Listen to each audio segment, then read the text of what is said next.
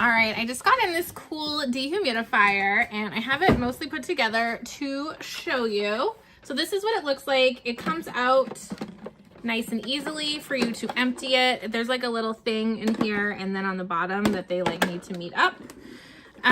So this is really cool. Most dehumidifiers can frost and freeze. This one has an auto defrost setting inside, or not inside, but it just automatically defrosts.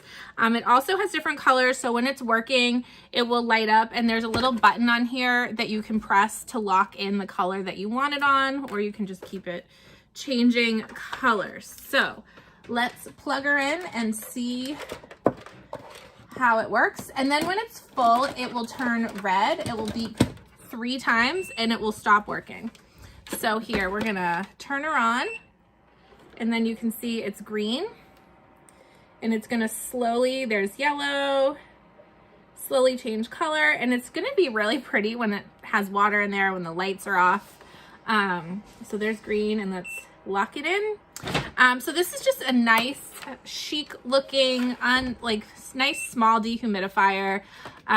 Great, like if you have a baby, great, just great to have, to keep your air nice and circulated, and then it's very easy to drain it. It's a great little piece.